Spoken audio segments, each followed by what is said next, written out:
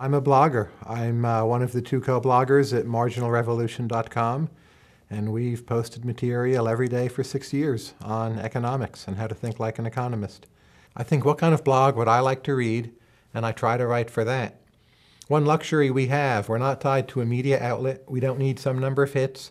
We don't worry about ad revenue. We don't need whatever. There's no think tank master we need to please. We can say what we want. So we really do have complete freedom to say what we think.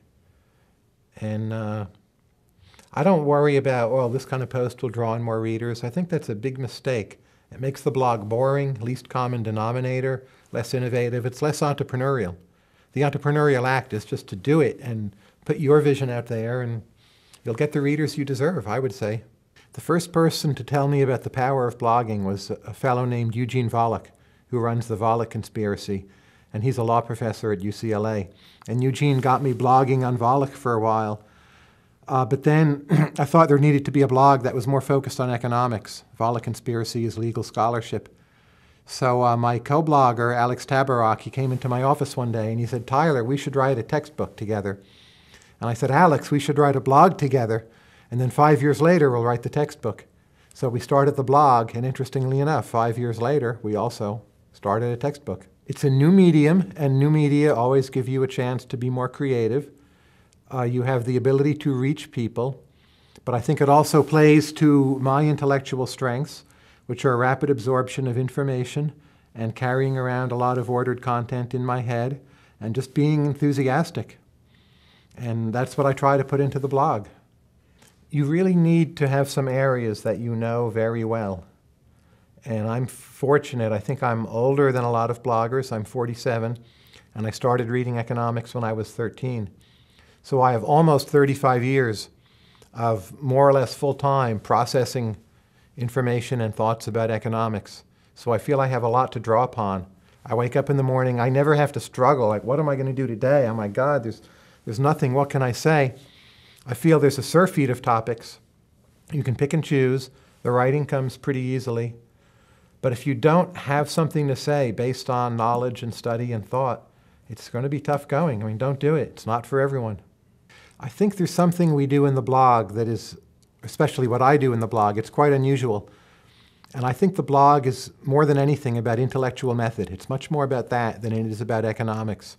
So people have a tendency to approach issues and they want to apply simple good versus evil narratives, heroes versus villains, snark, a certain kind of intolerance. And what I do in my writing on the blog is I deliberately try to subvert all of those expectations and to present points in some other way with some other emotional framing, almost just to trick people or force them to think about things in a new way again.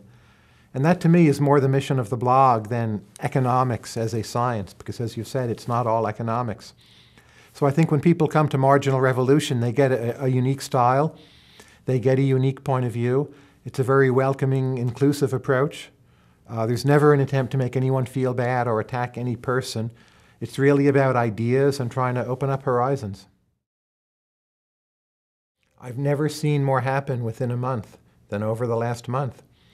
And sometimes I'm a little resentful because on a particular day I'll want to maybe blog more about barbecue or Missouri, but Obama has proposed $600 billion in spending.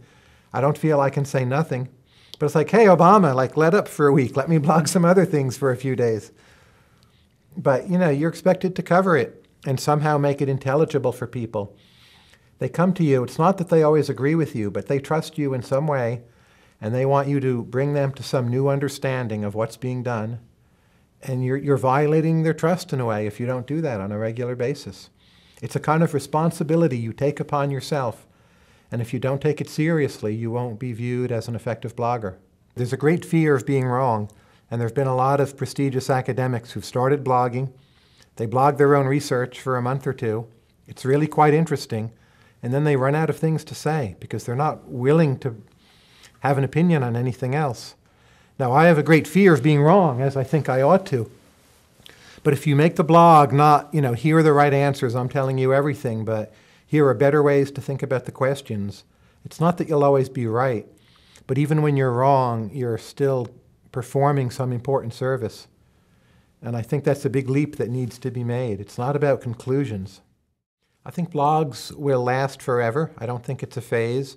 I think the notion of combining information with a personality will persist. People like the idea that they can go and read Andrew Sullivan or Glenn Reynolds or Matt Yglesias or myself, and even if they don't agree, they calibrate to something.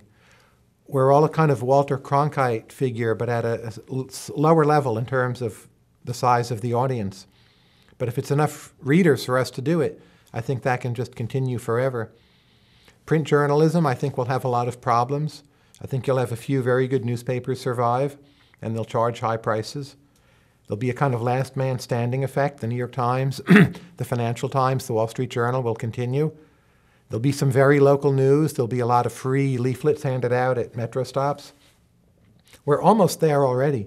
A lot of mid-sized papers in cities like Dallas, Los Angeles, Cleveland, they may not survive. It will be a very new and a very different world.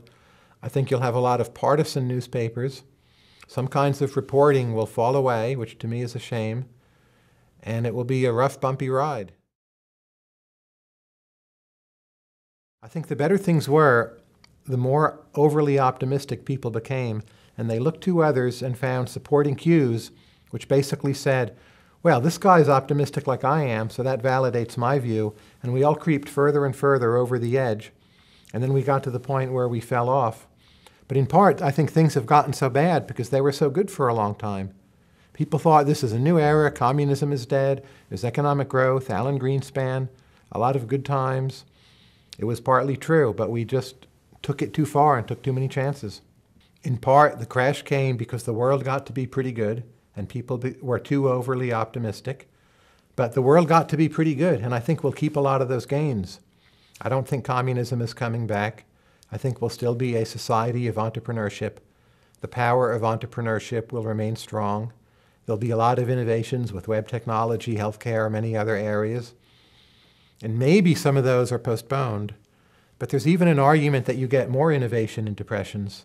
Alexander Field wrote a very good piece. He said the 1930s were the most innovative entrepreneurial era ever in American history. Now, I'm not sure that's correct, but the mere fact that it can be suggested implies to me this is a time where a lot of things we used to be doing were based on unsound business plans that won't work. We have a lot of talent that needs to be reallocated, and we're going to do some pretty wonderful things with that talent. So there is a way to be truly deeply excited about the economic situation now, even if, as I am, you're a pessimist about the next 5 to 10 years. I think entrepreneurs are the key to recovering from the mess we're in. Not the stimulus, not the banking plan. We may need some combination of whatever, but what will actually bring recovery is entrepreneurs finding the new things to produce, the new things people want to buy. And this point is very poorly understood by the American public.